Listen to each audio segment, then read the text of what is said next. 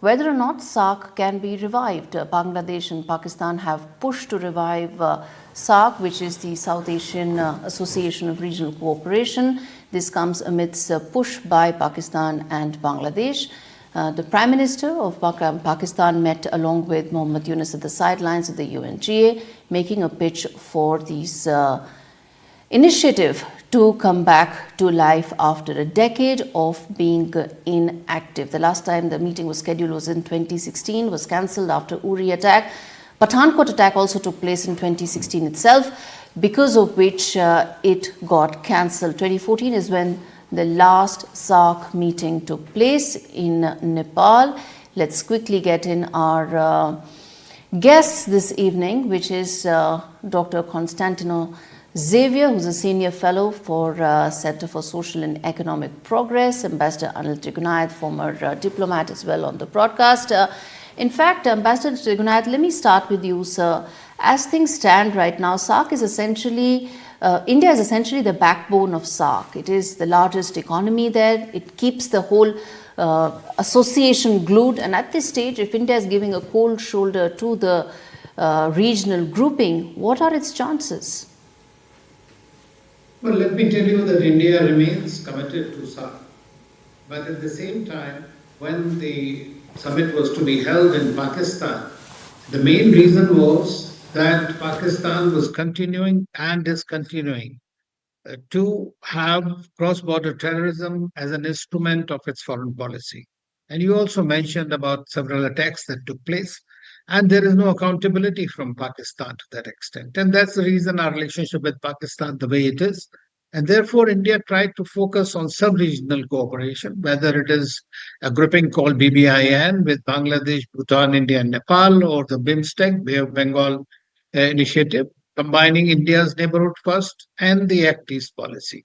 In addition, I would like to say that India's commitment to SAARC continues every year.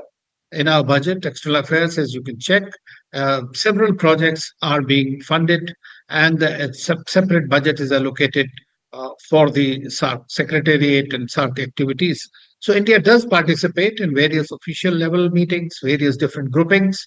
It's not that we are not. But at the same time, you have to call out an errant behavior of a nation that refuses too much. Now, today in Bangladesh, why Bangladesh is taking so much interest, it is not only Mr. Yunus. The previous Bangladeshi leaders also, including Sheikh Hasina, were also very keen on organizing it, because the SAARC, in fact, started in Bangladesh by Ziaur Rahman. And therefore, they are obviously very keen on this. Nepal has the SAARC Secretariat. So this is one organization in which most of these countries want to continue participating. But like, for example, we signed the SAARC. I have two questions. I'll come back and ask you that. Let's give in Dr. Xavier as well a chance to come in, which is that India wants the SAARC to be revived, but it's also very clear that it cannot happen till the time issues fundamental to its national security are not addressed, as Ambassador Trigunath pointed out in great detail. But the question, Dr. Xavier, is what is now the chance of this grouping to come back to life in the wake of India's very clear stance related to national security? Where do you see these overtures between Shahbaz Sharif and Mohammad Yunus really going or leading to anything? Thank you, Gauri. I don't want to say 0%, but close to it. Very, very low chances of being revived. And as Ambassador Trigunath mentioned, this is a bit of a drama playing out.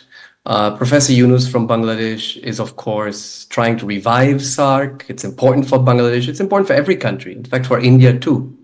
But what he's also trying to do is create a pressure point on India.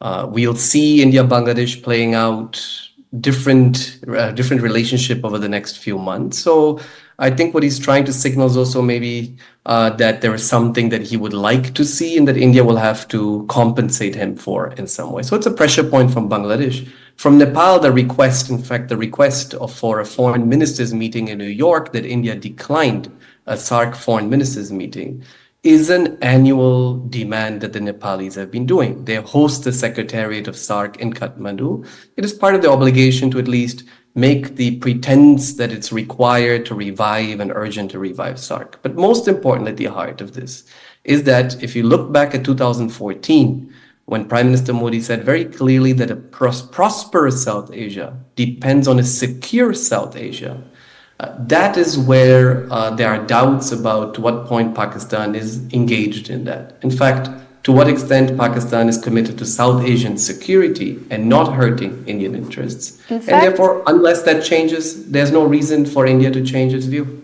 In fact, Pakistan did not ratify the SAARC Convention on Mutual Assistance on Criminal Matters.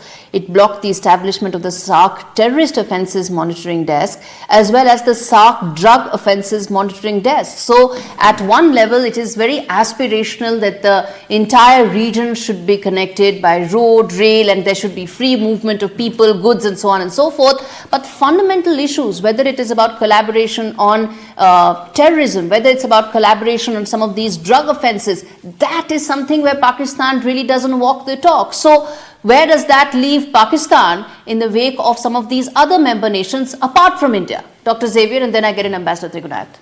I mean, why should it surprise us that Pakistan is not committed and interested in SAARC for the substance that you mentioned, economic, trade relations, connectivity, when they blocked all those agreements and other ones in 2014. In fact, Prime Minister Modi went in with that attempt in 2014 to work with Pakistan. If you read his 2014 speech in Kathmandu, his visit to Pakistan, in fact.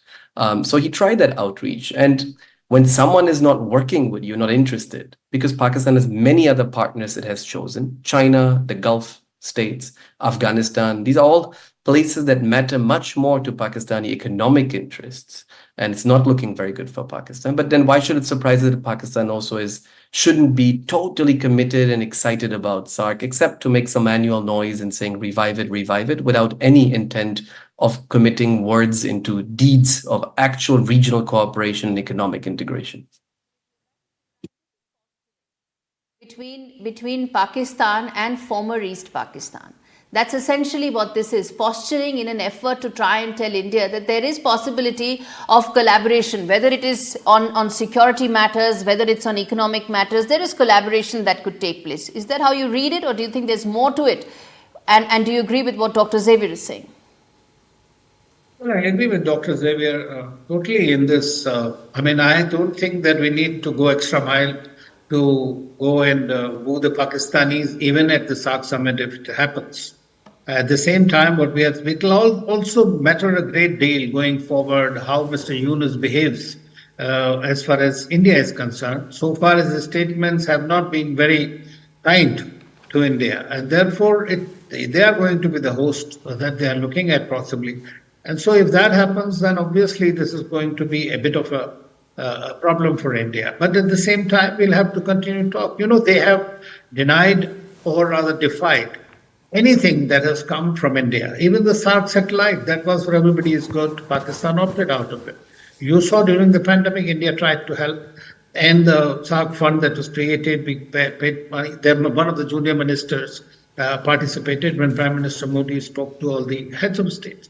So Pakistan has its own viewpoint. It is supported by China. It is continuing to be a challenge for us. But we know how to live with this challenge, how to counter it. And therefore, I don't see any major move in this regard. Yes. And before I come to the fact and ask both of you this, that what are really the odds of a SAARC summit ever happening in the backdrop of what is taking place in the region? I must point to our viewers as well. Between Afghanistan, Bangladesh, Bhutan, India, Maldives, Nepal, Pakistan and Sri Lanka, the number of countries that are practically waiting for the next round of the IMF bailout, that is Sri Lanka, there is Maldives, there is Pakistan, and of course, Bangladesh is getting different kinds of aid, not IMF bailout right now, but it is also right now seeking $8 billion of multilateral aid. So that is the backdrop of the economic engagements that SAARC offers to India. Again, not negating the prospects of greater cooperation, but this is also the backdrop of the economic scenario in the region. But then let me ask you this, Dr. Xavier, what are the odds of a summit ever happening apart from these overtures? But do you think New Delhi reconsidering it? Do you see any possibility of maybe a SAARC excluding Pakistan to ever take shape? Do you see any of that? Or do you think the summit and the organization with 10 years has pretty much outlived its utility? Yeah, 10 years in the freezer are a challenge. It's not easy to take these things and reactivate them quickly. But 2 points. One is we have to understand India's position, whether reasonable, unreasonable is up for debate. You speak to Nepalis and Sri Lankans, they think it's unreasonable. They want India to revive SARC and not put it into keep it in the freezer because of its relations with Pakistan. But this is part of a larger strategy to deal with Pakistan. The same reason that is taking India to ask for revision of the Indus Water Treaty is the same reason why India is also not interested in reviving SARC. This is going to be a quid pro quo relation that India is trying to re-establish with Pakistan. It's been in the making for several years now, with risks, obviously, but it's an attempt to reshape Pakistani's behavior in the region. So unless that changes, and we have actually a Delhi-Islamabad summit of political leaders, we will not see a SARC summit with all 8 regional leaders. The second point is that while that remains in the freezer, I think it's very important for India to also develop alternatives. Ambassador Tribhunoy mentioned BIMSTEC, but it's important precisely because India is the backbone and the major asymmetric power in this region, that it develops alternatives to SARC. So that is work in the making through BIMSTEC, to triangular, quadrilateral initiatives. Okay. And puts the ball in Delhi's court to also deliver, maybe not through SARC, but through alternative regional cooperation instruments, what the neighbors need and require, including economic assistance, as you just mentioned. Ambassador Tribhunoy, do you think it's incumbent on New Delhi to ensure that some of the other avenues of regional cooperation succeed, and it will have to go the extra mile, given that the other neighbors are much smaller in comparison in all aspects? Gauri, you know that the neighbors are a gift of geography, but can be the pains of history. And we have to support them. We have to work with them. You cannot. If you want to be a major power, you have to take care of your regional friends. You have to create friendships that respect them. Today, the situation might appear they have become far more smarter. They're trying to balance out India and China.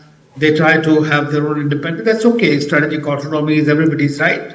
But at the same time, you have to settle your neighborhood before you can project your power outside. So it's very important.